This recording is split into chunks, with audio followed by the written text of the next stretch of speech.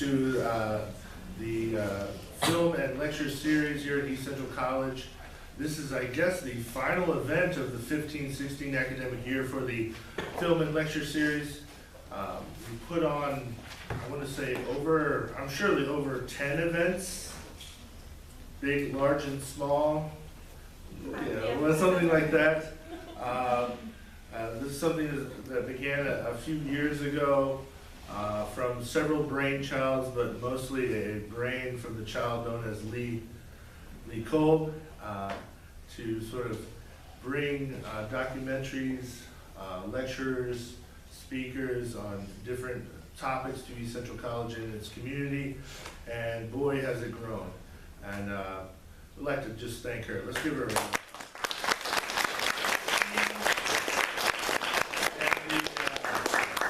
Social Justice Committee really sort of made this all happen, and they know how to find money and find interest and bring those two things together.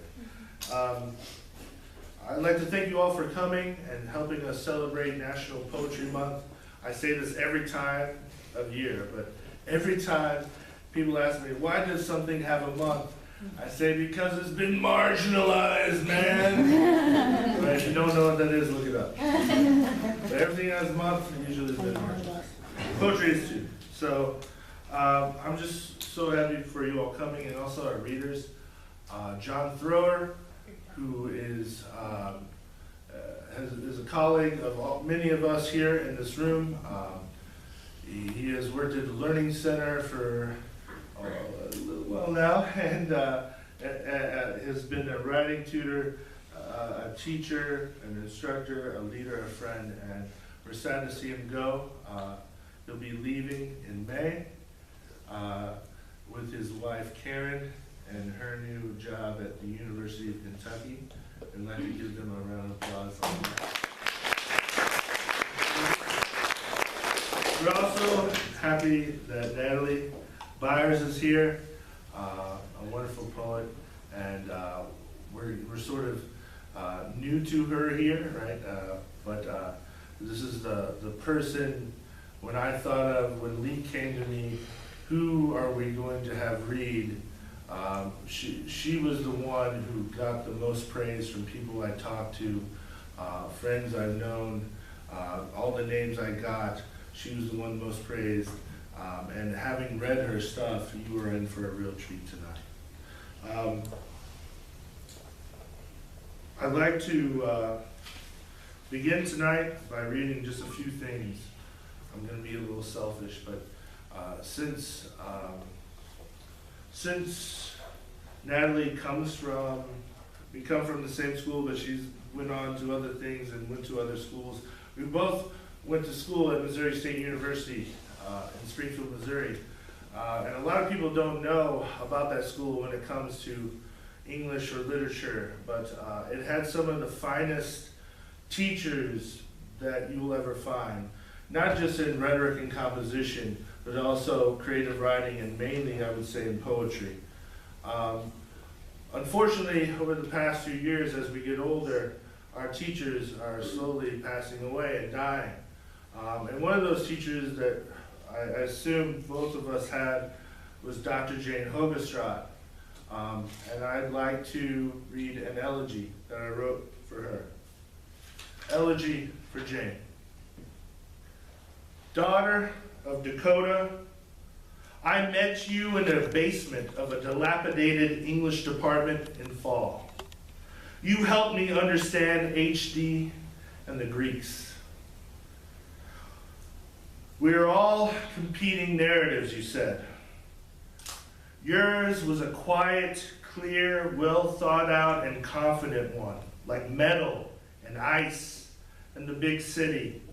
You thought the banjo was antiquated and too rural, and I felt like those banjos when I first showed you my poems. You rarely smiled back then, and I didn't know why. We, humans, tend to worry about the last time we saw each other, but I don't remember that. I remember you eating a sandwich in your office marking out lines and modifiers in my poems, and not always getting my jokes or politely telling me no. I'm okay with not remembering the last time I saw you. I'm okay with a lot of things now. Just not you, dead at 56. This other one was written by my biggest influence, and we met beforehand, talking about workshops and writing. And writing is always just revising, but if you've ever been in a workshop, it is its own animal. There's good parts and bad parts. But the best part is when you have a workshop instructor or teacher or leader who knows what they're doing. And one person that I know who did was Michael Burns. He died in 2011 of a heart attack. He was many things. He was a poet, a father, a friend, a teacher, a cheater, an alcoholic. He was lots of stuff. But boy, if you met him, you'd never forget him. I'll never forget him because he was the first poetry teacher after I left ECC College to the big city, Springfield. I'd never seen the stoplights before, okay? That's how long ago this was. And I'll never forget the first poem I showed him. The words he said were, "So what? So what?" All right? This is some poor kid sharing a soul, and he had the guts to tell me, "So what?" And that's what it's all about, though, when it comes to poetry, right? Or any sort of writing. You have to get past that, "So what?" This is a poem by Michael Burns. And the first time I read it, I was probably 21, and I thought, "So what?" Now that I'm 36, I know what he meant. This is called Apology. My friend, I know I should come see you, but I'm not sure I'm going to give you any advice. I'm not one to do that. I almost got divorced twice last year, wore jeans with holes in my knees, wrote country songs. I guess I played the fool. If I come now, we'd probably wind up drunk downtown, discussing ways to trick some jewel into coming back with us. Or you'd rave in your misery, and I would listen, sad. If you cry, I'd cry along. My experience with being mad was just that once, believing I'd be saved by saying I lied. Here's where I've really been, but I'm here for you, cold as the phone. All right, this is the original poem. Of course, the first one is 2, but this is the last poem that I ever wrote at Missouri State University when I was a student there in 2005. And this is the only poem that I ever wrote that made Dr. Hogerstraat laugh. And boy, that made me happy. I will not be the guy. Last night, my wife told me to cut a string, or told me a string was hanging off my shirt. She told me to cut it. I told her no, I won't do it. I will not be the guy who changes for any woman. My jeans are dirty, got socks in my holes. Let it be no matter. For I am proud of the string that leans out into the air around me. My wife tries to grab the string, the only thing I am good for. And like a fool, I turn away. Now, shirt torn, skin exposed, string in the ashtray. She wants me to get a vasectomy. Thank you.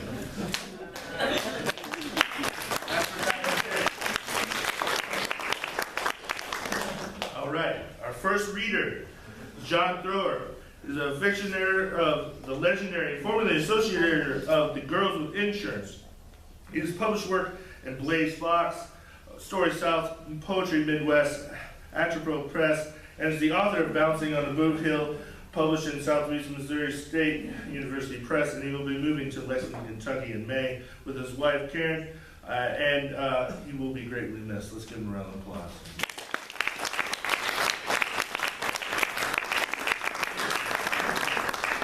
Hi everyone, thanks for coming. Before I start, I want to thank Josh for all of his hard work on this event. event, putting it together. Natalie for coming, Lee for the whole series of events, all of my co-workers and close friends who are here, and former co-workers and current colleagues who are here, and even former students who are here. I also want to thank my parents who haven't been to see me read poetry in probably 10 years. Never. Never. He's full of shit. And my wife Karen for being here.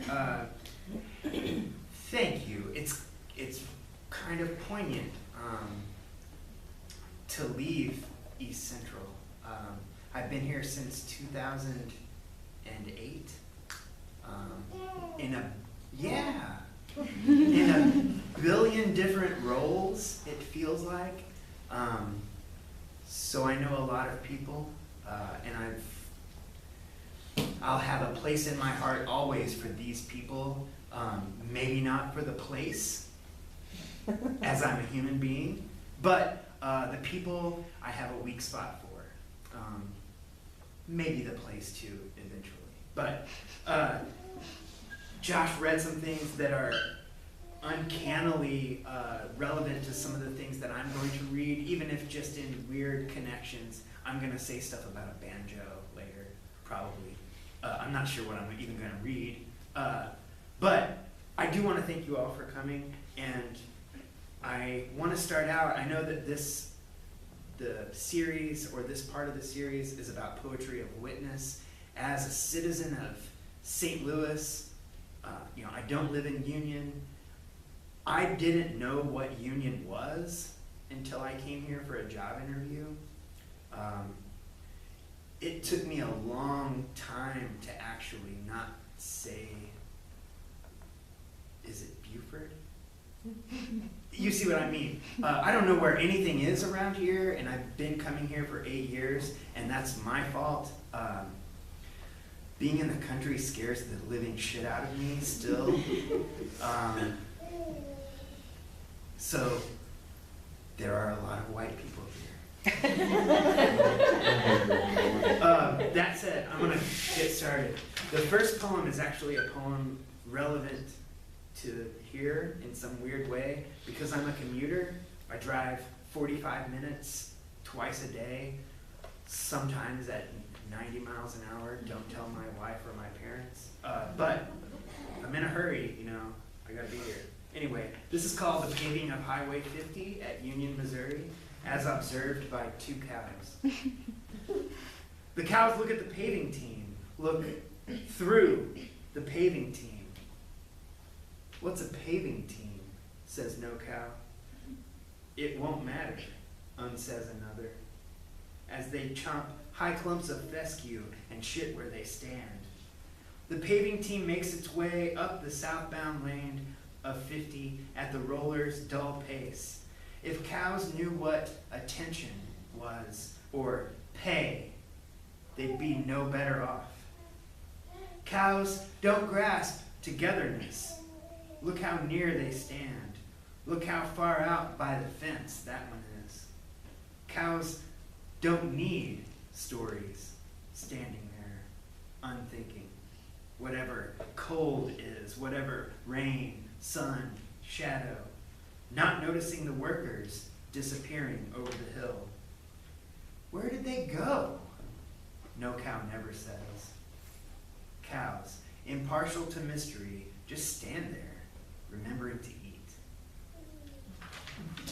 Okay, so a couple poems dedicated to my wife. This first one has no title, but I'll just go. We met at the party my roommates throwered for my birthday, but I really fell in love in the shadow of the capital letter. Back at the big bang of the sentence she said to me while we waited at the perimeter of the crime scene my roommates called the bathroom. Years after that, I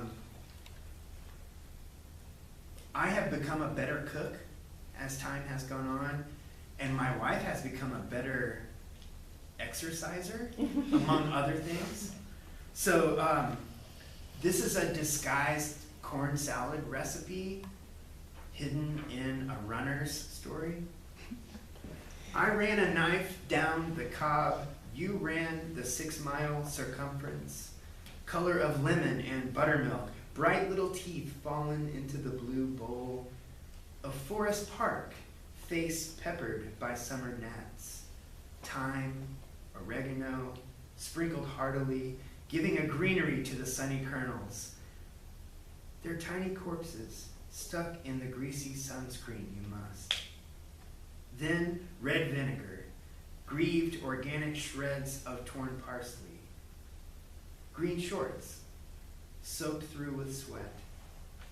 Stir and cool. You're held together by just a sports bra. Peel it off, run a shower, then sit and have at the kitchen table what cold explosion I could muster. So thinking about the poetry of witness stuff, as a citizen of St. Louis, kind of tired of witnessing stuff. I'm also tired of people who don't live in St. Louis telling me what to witness. And I'm not talking about anybody here, but people in Washington, people in Jefferson City, people who live in the county of St. Louis. So I have witnessed a lot of shit in St. Louis, but I want to talk about the stuff that's nice. First, a couple poems about my neighborhood. I live in Benton Park. It's right across Highway 55 from the Anheuser-Busch Brewery. So if you're ever on 55 and you see the brewery, look to the other side, maybe take the Arsenal exit, have a Gus's pretzel, drive around the neighborhood. It's really gorgeous. The building we live in was built in 1890, 1880. They don't build brick buildings like this anywhere in the world. So stop there, have a look, it's beautiful. I read a poem earlier that was on YouTube about the mallards of Benton Park. So I want to read a couple other things about Benton Park. First, I want to read about the brick. My father was a bricklayer for a long time, and he lived in that neighborhood when he was young, so it's rather ironic. Tuck Point crews work high above the jack arch and the keystone siren captive, mouth agape, mid-song or scream, interred in bas-relief and concrete. Blasting clay and mortar stokes sickly storm clouds of grit and grain, but sharpens archivolt molding, scrollwork corbelling under coping, and buffers a shaped parapet above the Flemish bond. And then a poem about a highway. Hear the sibilant sustain of Interstate 55. The 55 dispositions, 55 minds, 55 attitudes, cruising, zoom. Many make this orchestra of speeds and season, in light rain and etude.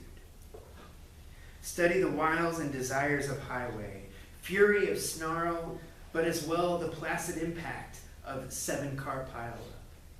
Find the relaxing metronome of stop and go. When besieged and surrounded in the generally jammed, seek peaceful desertion thereof. Learn the joy in the brake-light horizon. Rush hours, sonorous liturgy. Know that moods are the magic all paths levy travelers. Ever since our need to go got a place, each step ceded some power to roots, and each return some further sorcery. Each trail unto the mover makes deposit, and every ped along the path does deeper feel. Interstates of unction and sutra, the very voodoo of momentum's mounting account of isolated moments. In summer sun, it sounds like soprano. Measured points along the plotted arc maturing. The mantra, onward. Earthbound laws of motion, a sweet